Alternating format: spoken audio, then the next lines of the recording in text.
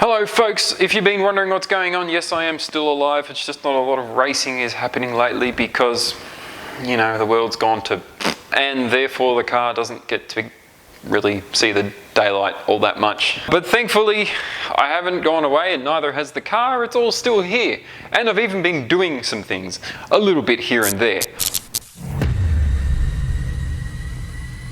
So I figured, hey, why don't I give you a bit of an update on what's going on with the car, some of the things that have been happening.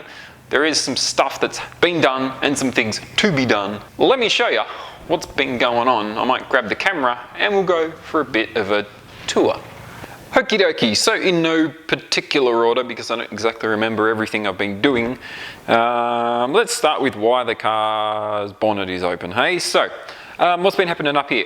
Yes, I installed a fuel pressure sensor, which doesn't seem all that special or hard, but it was actually a little bit because I'd run out of inputs into the ECU, which lives up here under the dash, basically where the airbag doodad, the cover for the dashboard, I guess, lives. So under there is where the ECU is. So I ran an extra wire, but I had no sensor inputs left from that fuel pressure sensor. So I had to go down the tiny IOX route from JB Perf, or whatever that dude's called, Gene Bellinger I think his name is. So I put together that, runs over CAN into the ECU.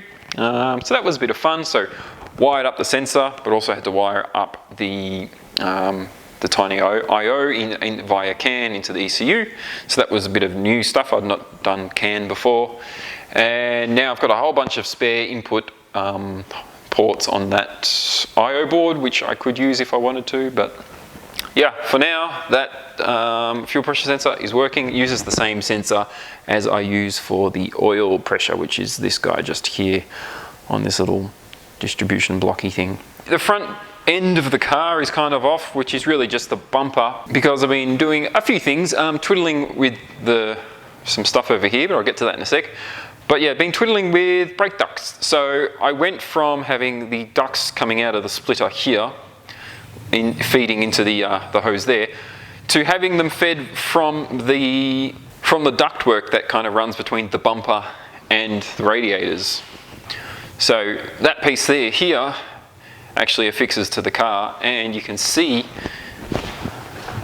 the ducts are 3D printed. So these were designed in Fusion 360 and then glued in, and they're kind of a bit funny looking. Basically this lives this way on the car, so normally affixes like that. And yeah, they're different colors because I just used whatever plastic I had, but basically that bolts up to the radiator, the oil cooler, intercooler, etc. There's a hole there for the smaller hole there, the hole there for the oil lines. The oil lines actually use the Jiffy Tight fittings, so exorbitantly expensive, quick release type fitting. They're not dry brake, but they're dry-ish brake. They still leak a little bit. But yeah, really handy because then I can basically quick release them through that hole. Yeah, so there's these 3D printed ducts. But after having done that and run that for a little while, I'll take you over to the bench. Been working on a new duct idea, which you can see a few more 3D printed bits, which will kind of go in the fog light hole. At least that's what I'm thinking of doing.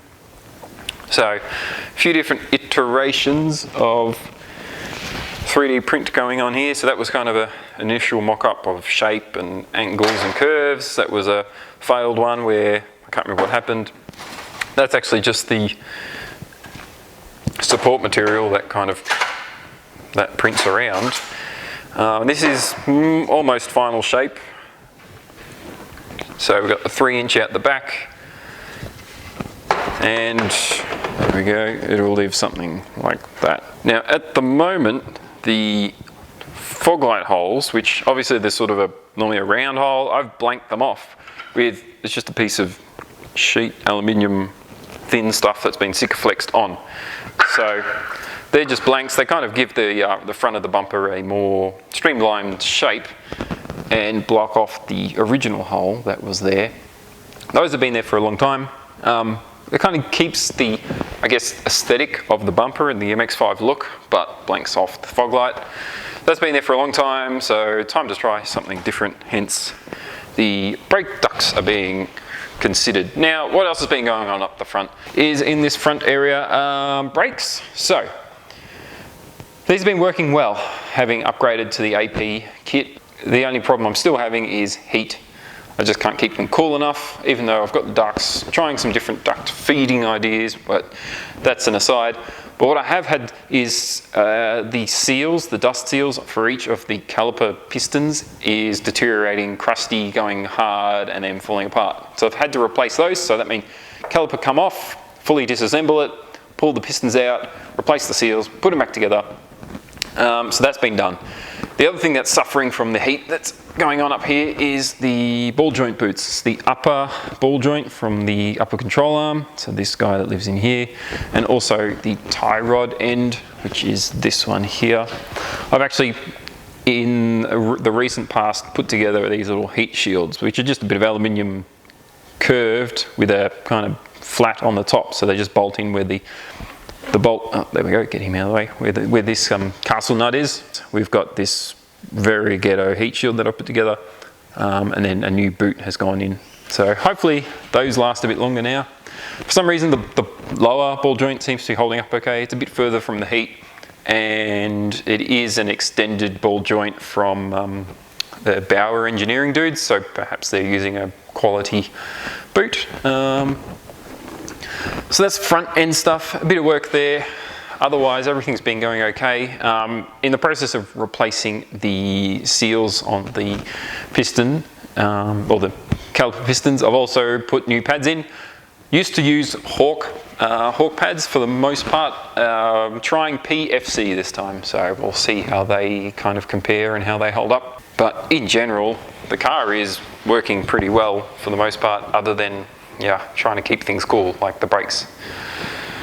Speaking of brakes, now I've been using the big APs at the front, but it's still running the factory Mazda Sport rear NB brakes. So factory caliper, factory piston, factory pad size, factory rotor.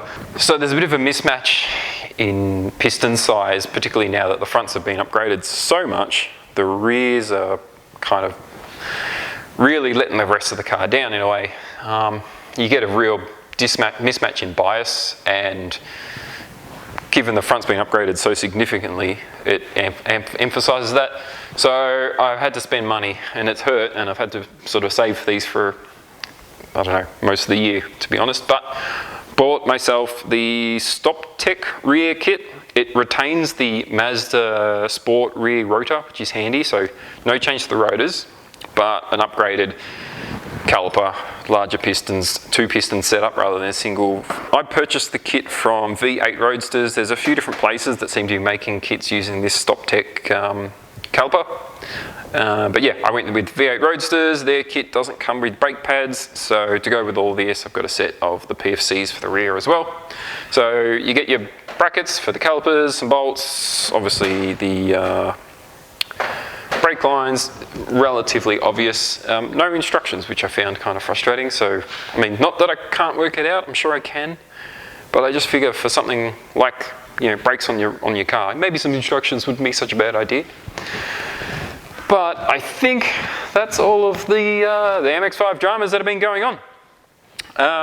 Also changed the oil on the ND this week, so that little guy needs to go in the bin. That's the old one. And I guess the other thing that's been going on, I'll probably do a video this week on the splitter on the front of this car. I've had a few questions over the years, particularly more recently, from people saying how I've attached the splitter to the car, and it is by no way is it glamorous. Far from it, in fact, but it is effective. It works. It attaches to the car, so thumbs up. Thank you, splitter, for doing your job well. And yeah, so stay tuned. There'll be a video on those new brakes in the near future. Anyway, I think that's everything that's been happening on the car. So folks, thanks for joining me for this little update on the car.